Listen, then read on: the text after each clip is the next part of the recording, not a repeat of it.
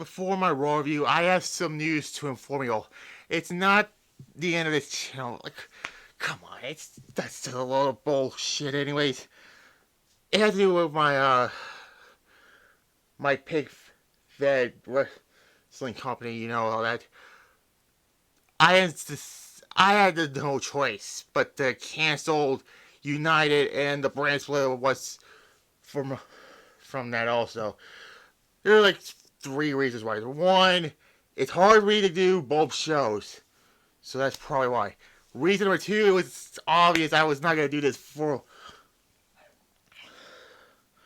a long time, so that's another reason. And reason number three,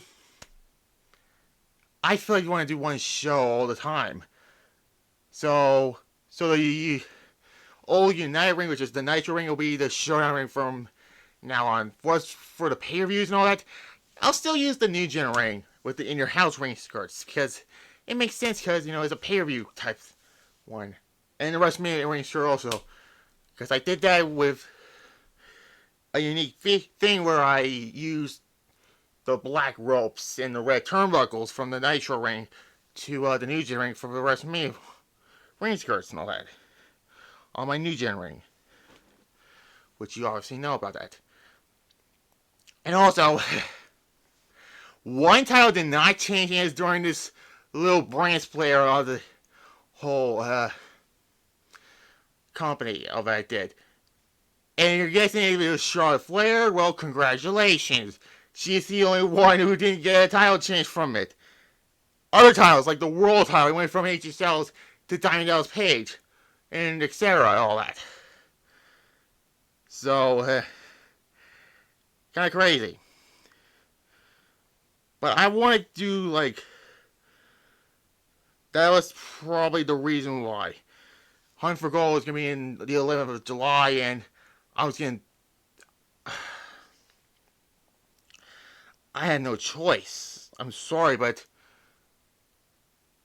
And also, another reason, because you obviously know is why I have the three-man booth on both shows, because it wasn't going to last long either. But I'll announce that, probably on this Wednesday, so you will see that only. And unfortunately, I had no choice but to get rid of Eric Bischoff and have Paul Heyman be the sole general manager. Even though he's in a storyline where he's trying to make Showdown extreme and all that with his ECW comrades and Brock Lesnar and CM Punk. And also Bayley for some reason. Yeah, I don't know why about that one, but yeah. But I can see a Punk and Brock would have fit fine in the original ECW, but anyways, the June 22nd episode of Raw.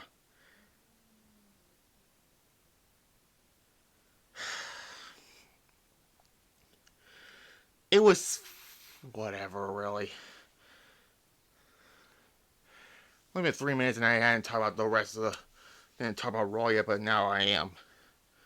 It was in the O2 Arena in London, England, so there is that.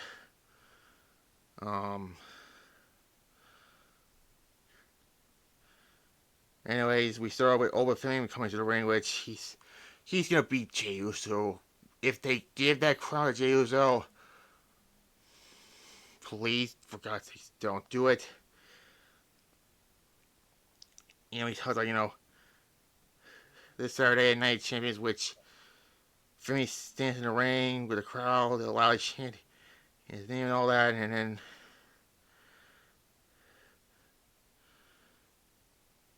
since he was born, he been backed by Destiny and all of this. He allowed him to slay the beast and brought him this far in the tournament. And good news, Destiny is on his side, and Jay comes down to the ring. He starts his lame as yeet dancing and basically says he's going to SummerSlam against Cody Rhodes and all that. I was like, he's not gonna win it.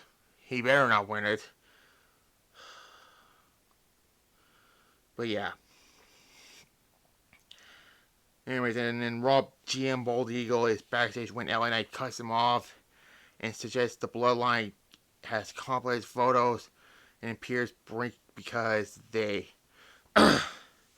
getting away with everything. And Jimmy Uso walks up and he's furious that Knight hit him with a steel chair and all that set up a match between them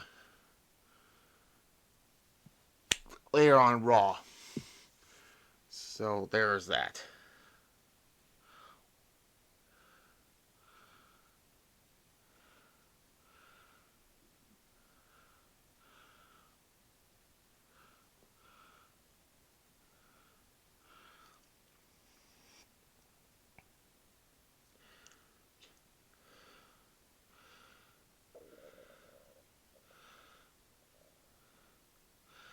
Anyways, the women's tag team champions are on the line now. Bree and Paige defeat Bayley and Lyra. What is the fucking point of these tag team titles?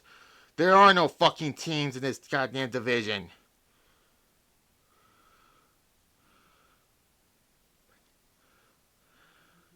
And then Lyra turns on Bayley in a obvious heel turn.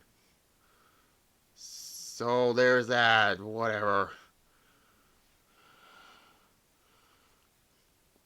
2 out of 5, I'll give it.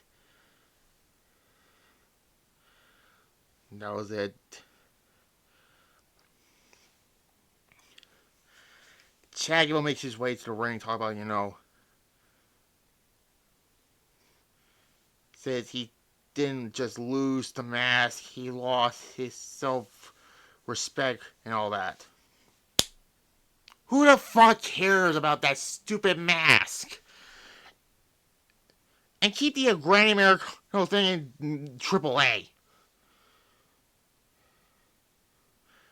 Then, he asks Otis, Akira Tozawa, and Max to comes to the ring and all that.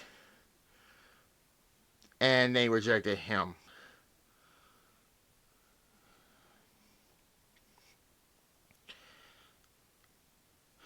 Whatever.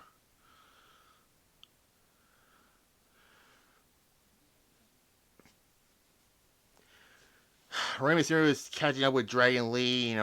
Mysterio tells Lee to teach Ethan Page some respect, and then Penta walks up.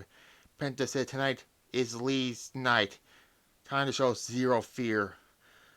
Well, Ethan Page did defeat Dragon Lee in a good match, but that's all I have to say, really. It was like a 3 out of 5, I'll give it. It was actually a good match.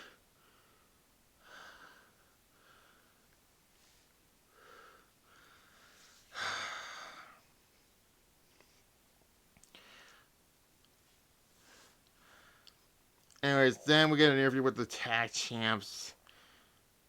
He says whoever's left arm is still in a heavily braced. Theory says Seth Rollins will be handled by Braun Breaker in the case this Saturday and all that, whatever. So we're gonna get the view package, and that was it.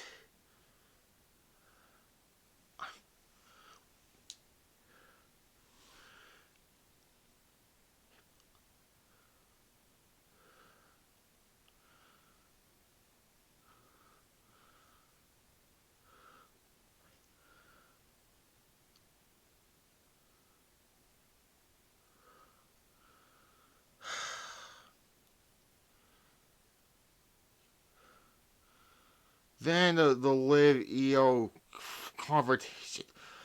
I wish this should have been Charlotte versus EO instead. Or hell, any other combination would have been better. Hell, Charlotte and Becky would have been a better combination, but not this shit.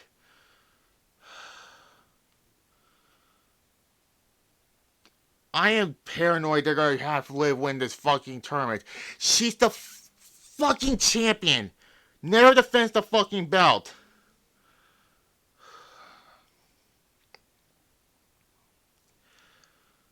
They talk about Saturday's main event coming to Madison Square Garden on July 18th. since I canceled the United and all that, I might as well talk about that because it's in Saturday Night's Main, because that's in Madison Square Garden. I don't think they were. I don't think Saturday Night's Main wasn't in MSG before this, but yeah. At, and then Dan, in this backstage where Dom and Jamie walks in, they want the $100 that Dan hasn't sold. Dan says, splitting it on the explanation, and McDonald warns him to give him the money, so Dan Houser responds saying he's cursed. Mysterio says McDonald's uncursed, and then McDonald grabs Danhausen's explanation, but he's still electrocuted. Dan, you had one fucking job on Friday. You should have cursed Liv Morgan. And maybe she would have lost that fucking qualifying match. Yeah, I want Dan to fucking curse somebody to lose a match. Yeah, fuck TKO and all that. Not that it though. TKO. Whatever. LNA defeats Jimmy Uso because Solo got involved. Whatever. 2, I'll give it.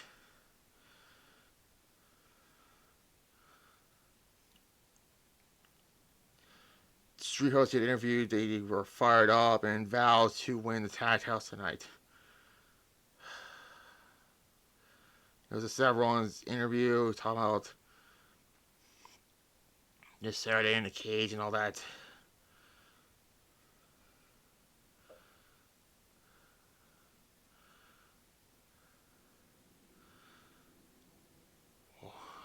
And then finally, the main event for the World Tag Team Champions. The Street Profits did defeat Austin Theory and Braun Breaker to win the tag titles.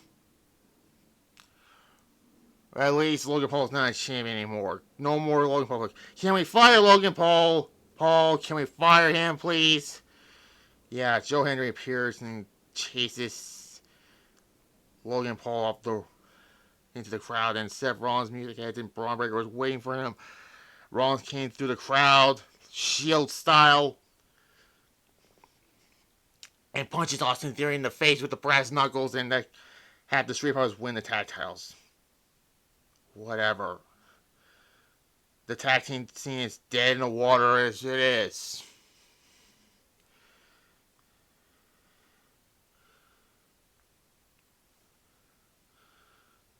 Yeah, Raw was, again, the match is a 2 out of 5, really. It was an average Raw. It was a C minus. Yeah. I won't do anything on Tuesday. I will get back to a Vegan review, but it's one I hadn't done. It's WWE vs. WWE World Tour. I look at the playlist and I was like, I hadn't talked about that one yet, so I might as well do that one now. Oh, but not tomorrow, but I'll be back for another episode of Showdown only for that show only, because there's no more Brands Play Nights. I already talked to you about that. And Thursday night second show, you'll see Vengeance 2002 on there as well. And then I'm up to fucking Saudi Arabia. Help me. Help me. I'd rather watch the WWE Sturgis shows than those shitty Saudi shows, but whatever. Like this video, comment below, subscribe to this channel, and notification bell as well by Sacred Shout House review, so you'll see WWE Vengeance 2002. So we go into July and all that. Yeah, bye-bye.